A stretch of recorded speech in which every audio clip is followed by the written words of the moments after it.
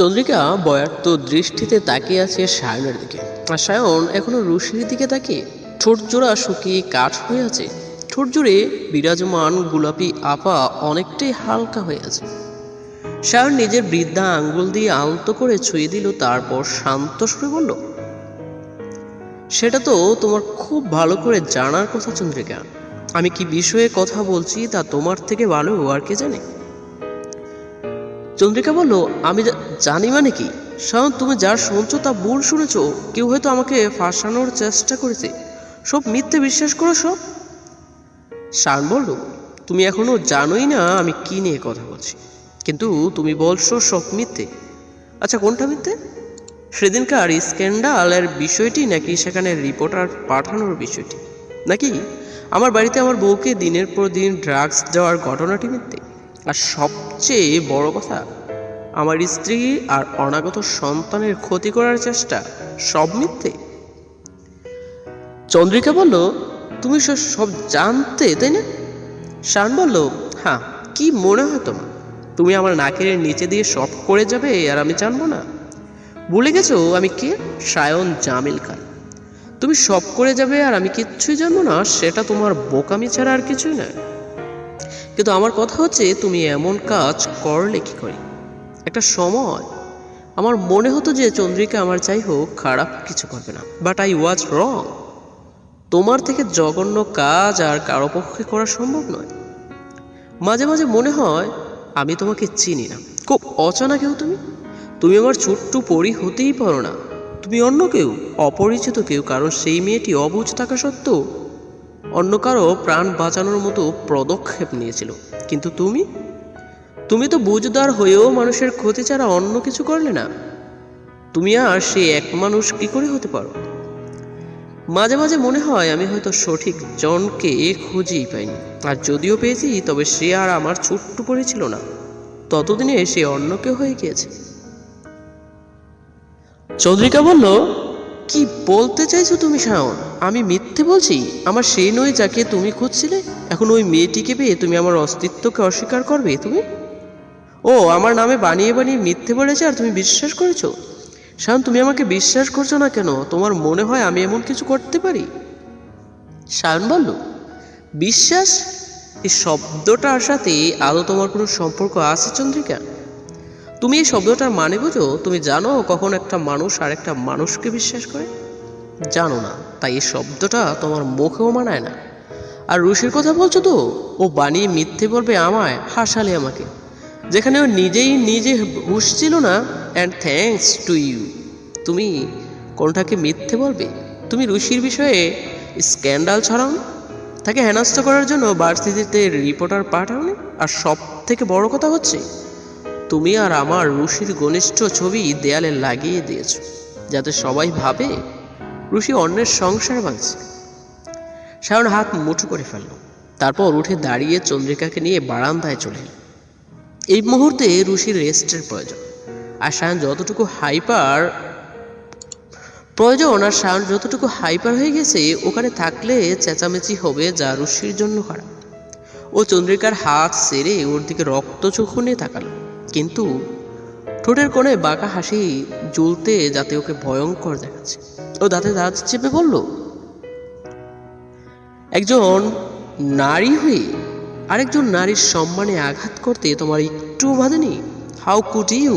একটা মেয়ের জন্য মিস্ট্রেস শব্দটা শোনা কতটা কষ্টের তা নারী হিসেবে তোমার থেকে ভালো আর কে জানবে? তোমাকে সাহস দিয়েছি, কে এমনটা করে? চন্দ্রিকা বলল, তুমি কি করে জানলে এসব? কে বলেছে তোমাকে? সায়ন বলল, যাদের তুমি টাকা দিয়ে কিনে নিয়েছিলে তারাই বলেছে, তাও খুবই অল্প সময়ের মাঝে। কি বলতে পাওয়ার আর প্রপার্টি দুটো আমার বেশি, তাই শায়ন জামিল খান পারে না এমন কিছু নেই, তাও তুমি জানো? চন্দ্রিকা বলল, তার মানে তুমি সবই জানতে, তাই তো এত হট নিউজ হওয়া সত্ত্বেও সেটা দুদিনের মাঝেই গায়েব হয়ে গেল। No under you did that. Shaan বলল, তো আর কি আশা করেছিলে? আমার স্ত্রীর অপমান আমি মুখ বুঝে সহ্য করব? ভাবলে কি করে তুমি?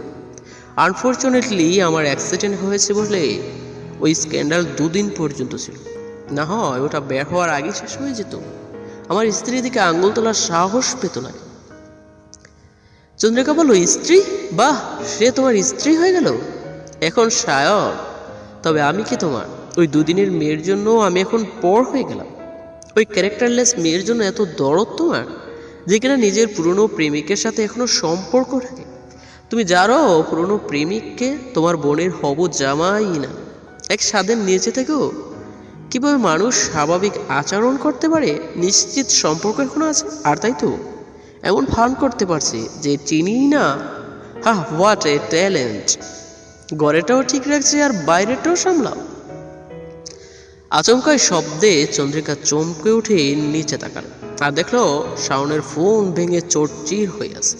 আর সে চোখ বন্ধ করে হাত মুঠ করে দাঁড়িয়ে আছে। ও বুঝতে পারছে যে এই ফোনের স্থানেও থাকতো হয়তো।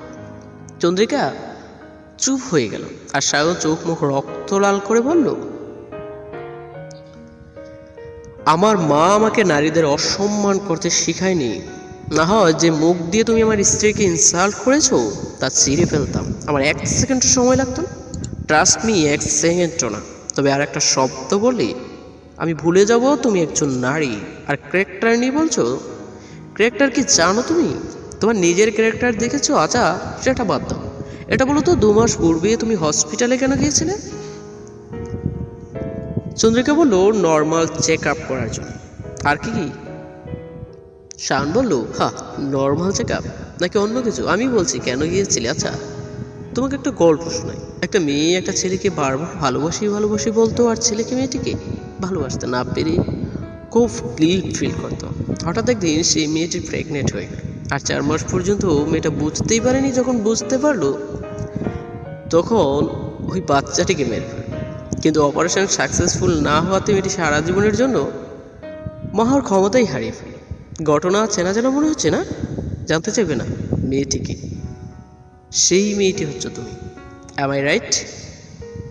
চন্দ্রিকা বলল, তুমি কি করে বুঝলে আমি? শায়ন বলল, বুঝতে ঠিকই পারছো কিন্তু মানতে পারছো না। ভাবছো আমি কি করে জানলাম এসব? মনে আছে আমি একদিন বাসায় গিয়ে জিজ্ঞেস করেছিলাম হসপিটালে কেন গিয়েছিলে? তুমি বলেছিলে নর্মাল চেক আপ, কিন্তু আমি ওদের সবই জানতাম। তবে কিচ্ছু বলিনি, কারণ অপমান করতে চাইনি তোমার। তবে আজ বলেছি, কারণ আমার স্ত্রীর দিকে আঙ্গুল তুলেছ। ইনান আর রুশির মাঝে যা সম্পর্ক ছিল তা শুধু বন্ধুত্বের। আর যদি অন্য কিছু থেকেও থাকতো তবে সেটা অতীত, আর অতীত নিয়ে আমার কোনো মাথা ব্যথা নেই।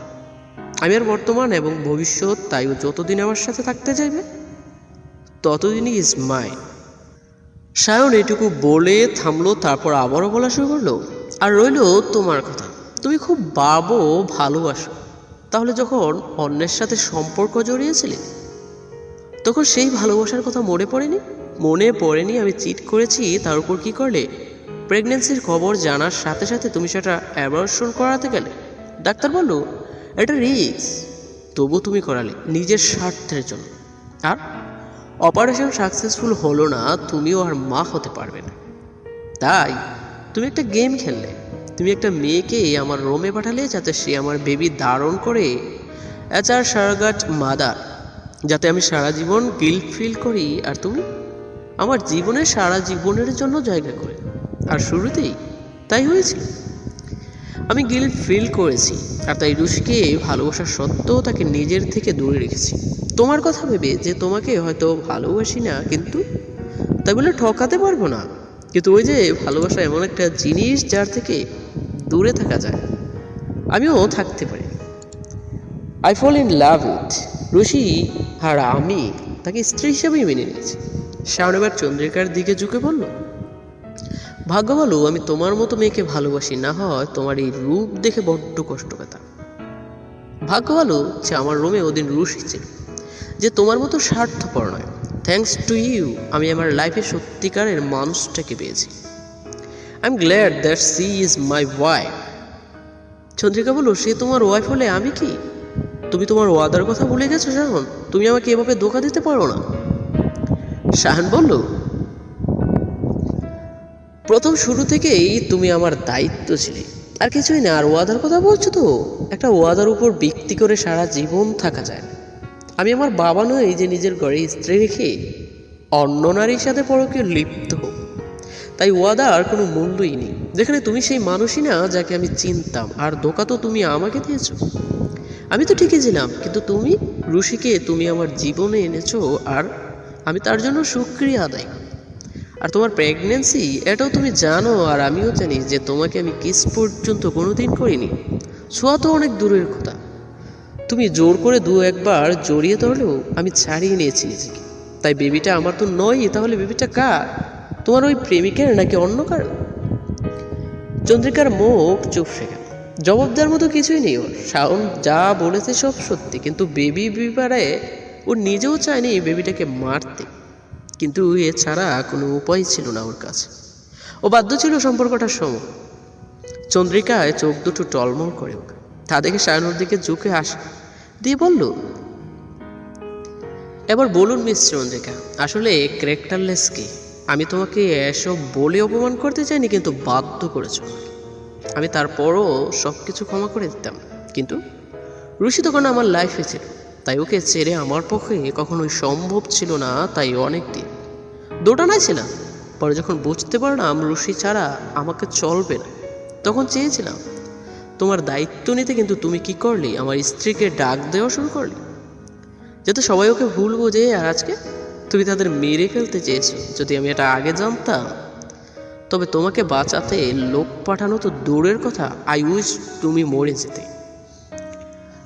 চন্দ্রিকা বলল, আমি মরে গেলে তুমি খুশি হতে? শান বলল, অবশ্যই খুশি হতাম। তুমি স্ত্রী আর অনাগত সন্তানকে মারতে চেয়েছো, তোমাকে যে আমি এখন মেরে ফেলিনি সেটাই খুশি। তুমি যে আমার সামনে সশরীরে দাঁড়িয়েছো, তা নিয়ে শুকরিয়া আদায় করা উচিত। But now you are even, তুমি আমার প্রাণ বাঁচিয়েছিলে, আর তাই আমি এখন তোমার প্রাণ নেব না। কিন্তু আজকের পর থেকে তোমার আর আমার কোনো সম্পর্ক নেই, দায়িত্ব না। আজকের পর যদি তোমাকে আমার সামনে দেখিতে হবে, তোমার খুন করতে আমার হাত কাঁপবে না। ট্রাস্ট মি, একটু না। নাও গেট আউট। চন্দ্রিকা পরের কথাটা চিল্লিয়ে বলল স্যার, যাতে চন্দ্রিকা কেঁপে উঠল আর চোখের কোণে থাকা জল গড়িয়ে পড়ল। ও শায়নকে ভালোবাসে না এটা ও জানে, কিন্তু এতগুলো বছর শায়নের প্রতি মায়া জমে গেছে। তাই তো শায়নকে মরতে দেয়, সকল কিছু বেচতে দিয়েছে। শায়ন সব সময় ওর বাসা জায়গা ছিল, তাই তো আজ ওই ফায়ারে আটকে পড়ার পর সবার আগে শায়নকে কল দিয়েছে, কিন্তু সে উঠে।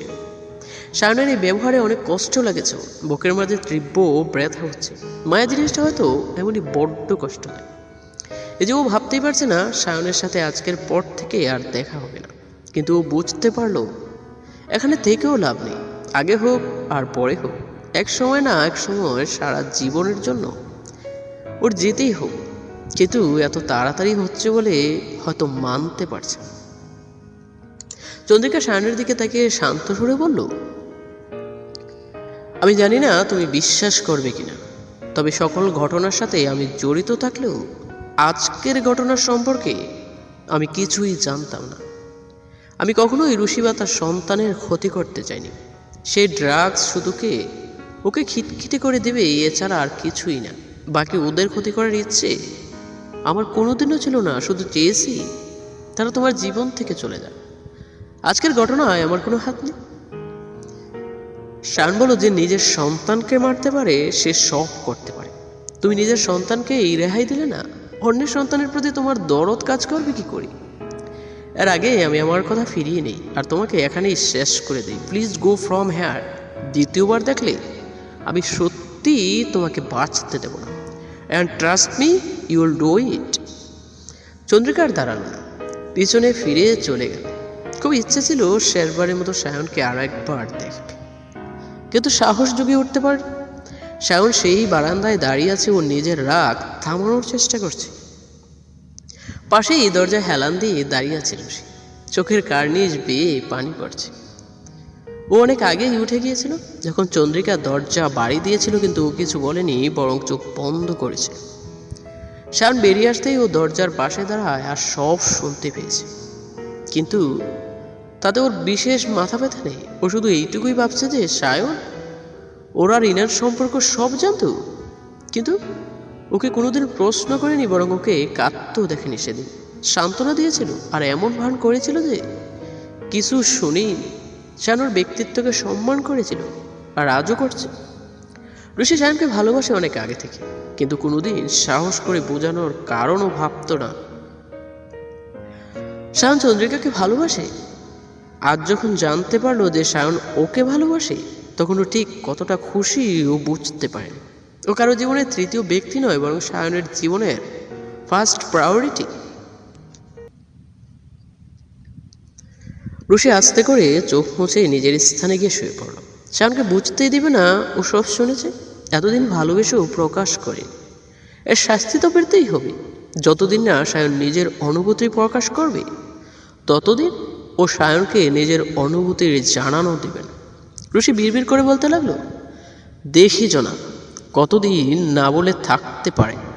আমাকে তো চিনিই না, মনের কথা যদি মুখ পর্যন্ত না এনেছি, তবে আমার নামও রুশিয়া নাম নয়।